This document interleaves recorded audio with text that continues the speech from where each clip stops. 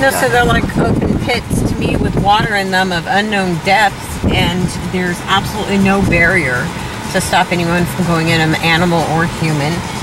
And in the dark, they're not lit, so you couldn't see them until you came on them or in them. And quite honestly, that's a hazard. And so you have these attractive nuisance all over the island. Like there's a skate park around those asbestos exposed tanks. That's right. And so those kids, you would imagine, teenagers, young adults, they're skateboarding, they're kind of, you know, naturally somewhat anarchist because just by nature of being defiant, they might walk over here and fall in. Now, everybody on camera, the skate park Catherine was talking about, I have the camera fixed on it right now. You can't see the well, it's down under the ground, but you see the rim around the outside of it. There's about 4 of them in this field alone, and it's not lit at night, it's dark. So any, you know, animal or... And by the way, if you look at Yerba Buena Island, you see it's a little in a haze. That's the dust. That's the dust that's blowing around the island all the time, carrying the chemicals and radiation and all the mold and asbestos on it. You're getting a visual of the dust right now. In fact, driving by that large pit now, every time you go through there, it's like the Sahara in a dust storm. It's just like you can see it. It's like, what is that? And it looks like smoke, but it's not. It's just dirt. Liz, or somebody who I'm going to take off this, told me she was walking through it the other day, and when she got home, her eyes were red. She photographed her eyes. I have the photograph. Her eyes are totally red. I drove through it, and okay, so this is Toxic Island. There's this huge dry cleaning bubble right underneath us that they're trying to bioremediate with germs, some kind of bacteria, and we don't know if the bacteria itself is safe. Look at this guy's got a mask on his face. I missed him. I know who he is. Well, is it doing that because of the dust? So this is all right. So this is the lab area. I love this nice new lab type building. And this had asbestos things on it before, signs. So where are those signs now? Wait, look at these. And why do they have workers in there? And those workers that you spotted. This is 756th Street. That's building 750, and this is 6th Street. I don't think I have it on my camera. Give me a minute to get it. Yeah. But it is alarmed.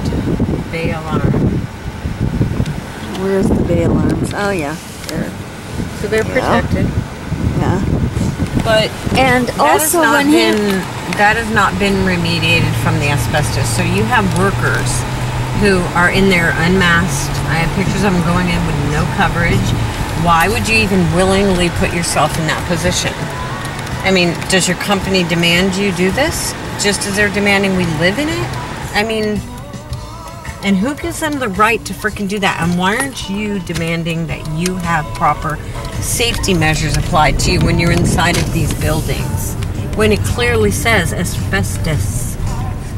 Danger. They were working over here. See that water pipe over there by the orange? Are you talking about the water pipe that's lying on the ground? Or wait, it's got white painting around it. Wait, I'm not seeing it. I'm not seeing it. Because I'm right behind the orange thing in the pavement. There's a round. I'll back up for you. I'm seeing 2 round things over there that look like limbs of trees. No, this is a very small. It's got lighter on the pavement. Yeah, I see it. Yeah, okay, it's right behind the orange thing. What do they call those things? Okay. You see the lighter piece of pavement? Not a pontoon. I know, we don't know what they're called. That's where they were doing some, research on it. Was that open with a hose in it? Is that what you're saying? And she was parked this way and he was parked this way. So I wonder what's... Okay, so right across the street we have the Radiac Schools where the radiation was stored in that bunker between them. I'm still not able to understand that because Dave Clark keeps talking about them being stored in building 342. But why? That doesn't make sense because the building between these two buildings is an underground bunker. And it would stand to reason the radiation would be stored in the bunker, underground. Like, so the one in the back he's saying it's in is 342. Yeah. But 342 is above ground. It doesn't make any sense to me. And it shouldn't make any sense to you because that's not what they're doing. They always tell you it's one thing and they do something totally different. Okay. I mean, I wouldn't trust them to say that it's actually there. I'd trust more that it was hidden behind a innocuous fence with no signage on it, which is their normal behavior, or in one of these mini containers that keep popping up that never move. And is that a storage area over there? Like, oh, here she's talking about these containers over here that are going in the truck. Yeah, I mean because they had containers like that all over Site 6 that were full of radiation for years, and that's what the containers look like. So I mean, what is this really a storage area? So 344 would be the more likely storage container zone. Why? Oh, you mean the building in because between? It's a bunker down. It's, you know, yeah. That's where they used to keep it. Apparently, that was where the more sensitive items were kept, in between 342 and 343. Underground. Little mini building 344. I don't know why they would change that. Stay a minute. I want to point out something that you pointed out before when we were walking down here. On the front of that building, you pointed out that humongous fire hose opening there, like for a huge. Will you show this on my camera? Because I can't get a good sight of it. I need to turn around because I have people coming up behind me. Okay, we can do it turned around. We can really get a good sight of it. I think that it might be better, but there's some more of those little traps. Little pump things that are submerged. Wait, where? I don't know what you mean. No, what I just filmed for you. The little squares with the pumps inside that are unprotected, open pits. Please put my camera on it because I don't know. And I can't. I know, okay. I'm having that kind of trouble. I don't know how to zoom in order to get those for you. Does that do anything? Yep.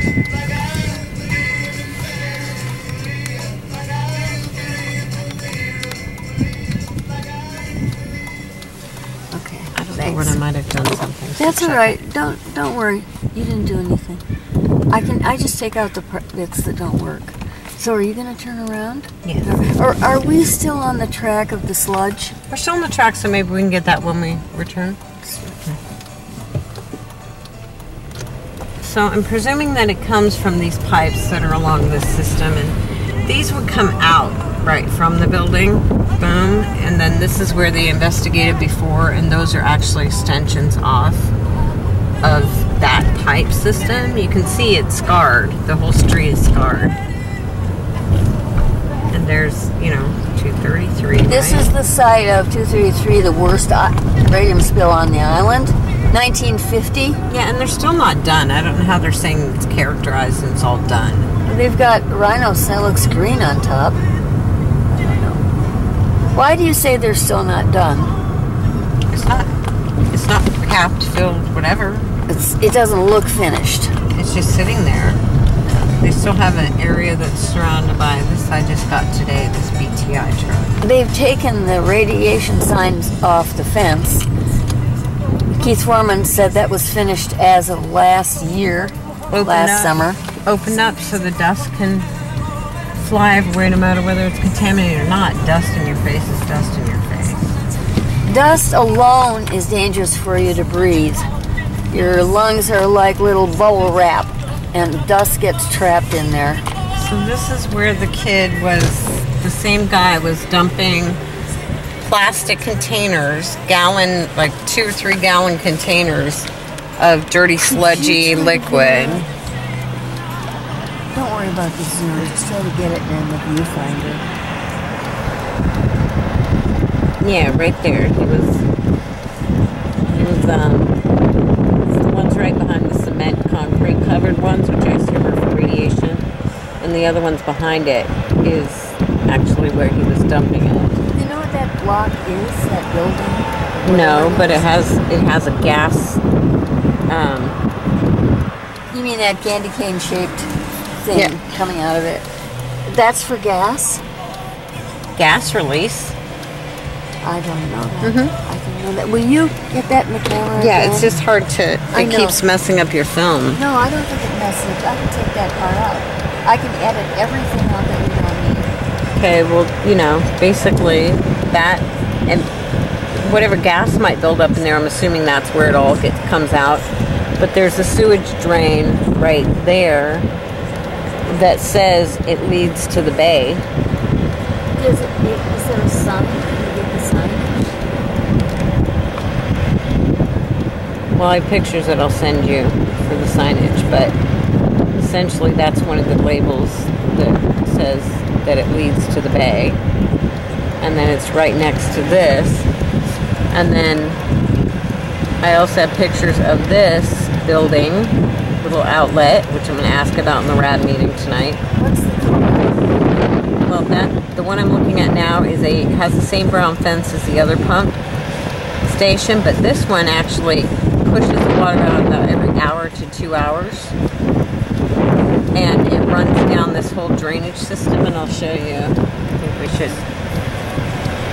But there's a BTI truck. Pictures of that for you. What's the BTI truck for? BTI Environmental. Let me get I'm not sure, but Carol.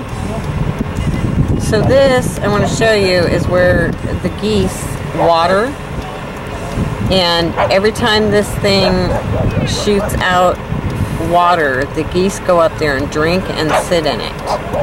And so I'm going to ask tonight what the origin of this is, because it goes all the way down into another drainage system up here. So it goes into... Oh wait, now is this thing that looks like a cement track? Does water come out on that or something? It goes into a drain that ends right there that also says goes into the bay. And you can see it's got completely sludgy water all the way up. And like I said, on a cycle, it'll start gushing out of that exit. And I'm not sure where it comes from. Now, what color is the exit? It's a rust brown colored. Okay. Okay, so it has like this disgusting fluid, and then right over here is this Canada geese population that uses it as a watering hole, essentially. So what comes out of there? It just pours out water, and I'm not sure what the content of that water is. But it'll do it on a semicircular, like hour to 2 hours. It'll, you know. Are we going to ask tonight what that is? I am, because I have all the documentation now around it, and the radiant, like the Geiger counter readings on it and everything. So I want to know what it is. Okay, I got to turn the camera off now.